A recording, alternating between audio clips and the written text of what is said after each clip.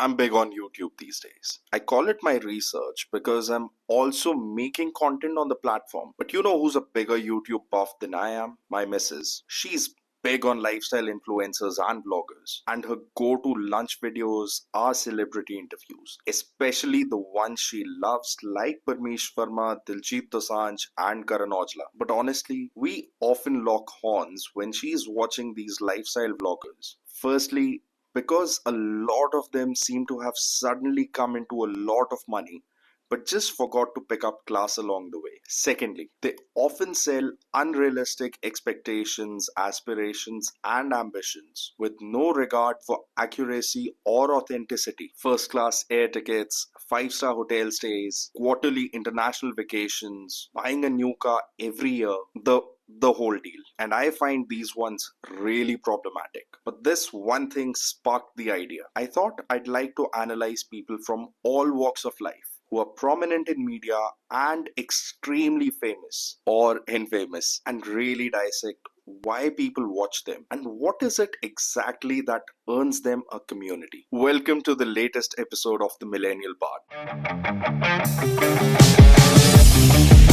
Let's dive into the 5 archetypes that you see frequently all over media these days. And for this analysis, I'm going to look at some examples from the world of music, Hollywood, Hindi cinema, sports, and of course, social media. Let's start with the most obvious one first. And you guessed it right, I'm gonna start with larger than life characters. Now, this is the one archetype that has stayed consistent through the centuries. Someone like King Odysseus or Julius Caesar are perhaps one of the first examples of this archetype. These are the people who are at the pinnacle of social success, whether it's money, influence, fame, or all of them. They're almost like modern day gods. They've been at it for a really long time. They went through their struggles along the way, but they've created a legacy that makes them untouchable today. Anything they touch turns to gold, and they define ambition and success for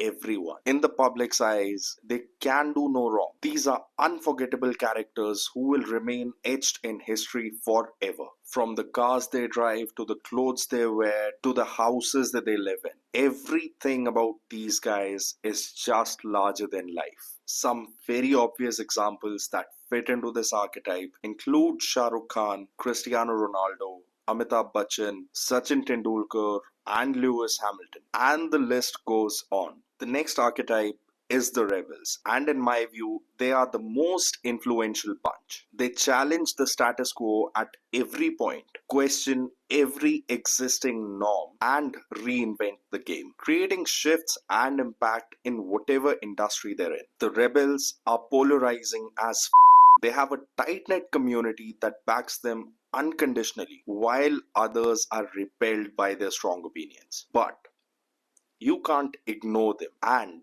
you definitely can't deny their cultural impact. Most rock musicians actually fit this category. The Beatles, Green Day, Guns N' Roses, AC/DC. In today's context, Sidhu Mooseala is the perfect example, walking his own path, challenging society, government, and authority with every song. 295, Scapegoat, and Punjab are some of the most hardcore, unapologetic pieces of art to ever come out of India. You also have Veer Das with his bold socio-political comedy and Anurag Kashyap with his unconventional cinema. And you've got rebels in sport too, defending and 4-time world champion Max Verstappen driving the most undrivable car on the track.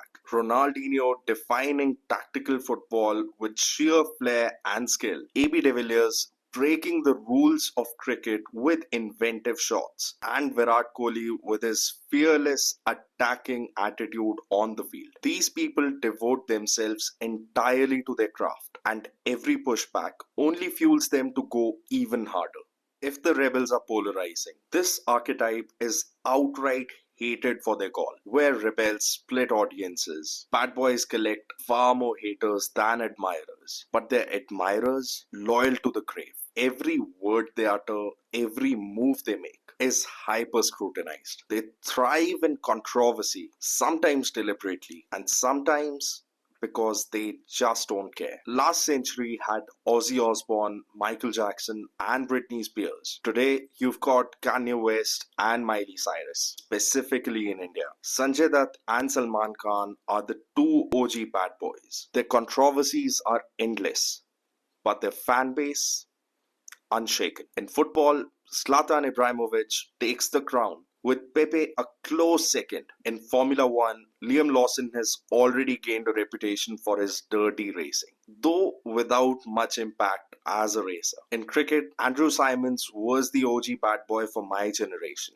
Controversies, verbal spats, sledging, especially against India. And to counter Andrew Simons, India brought its own bad boy fireworks in the form of Sri Sant and Harbhajan Singh. And then in Punjabi music, you've got AP Dhillon, Prem Dhillon, and Shub. Love them or hate them, the bad boy aura still has had a profound impact. And of course, Punjab's OG bad boy, Shri Shri Shri Babbu Maan Saab.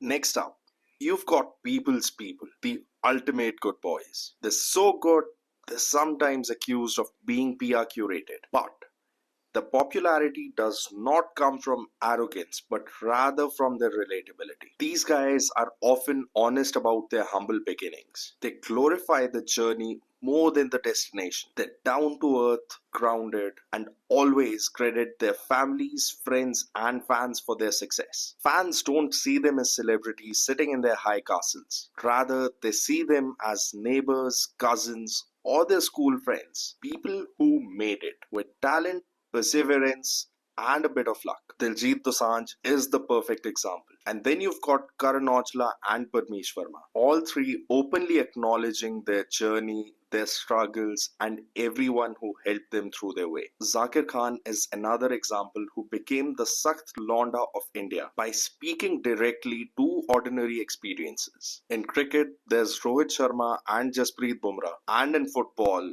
you've got the GOAT, Lionel Messi. All these personalities pull us closer to their worlds, not through grandeur, but through authenticity, and that's their superpower.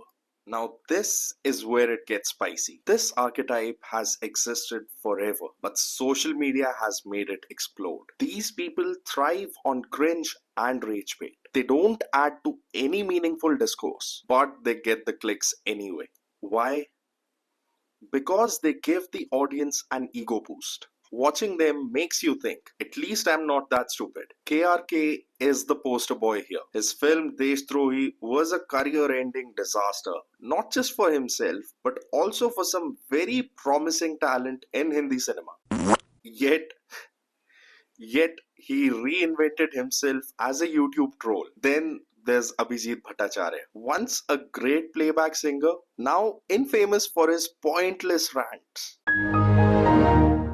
Then you've got Dolly Chaiwala, once a humble yet flashy tea seller, now flaunting luxury brands and driving luxury cars in Dubai and leaving an entire nation cringing. Then there's Puneet Superstar and Hindustani Bhau, both overnight sensations who flamed out almost as fast as they rose. And then the podcasters, the new age cringe factory. They bring on movie stars, top scientists of the country, and politicians and phony gurus, and still manage to ask questions that drop the collective IQ of the audience. But like they say, it takes all kinds. Even cringe has its place, if only as the bottom limit of quality content. I admit this was edgier than I thought, but if something needs to be talked about, it needs to be talked about. This video is commentary and analysis and not intended to demean anyone. I said what I saw, but my message to you is simple. Pick your heroes wisely. Be careful with your time and spend it on someone who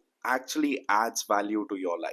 And on that note, don't forget to hit that thumbs up if you like this video. Share it with your friends, drop your thoughts in the comments below, and subscribe to the TMB channel to stay updated with the latest and the best. Until next time, this is the Millennial Bard signing off.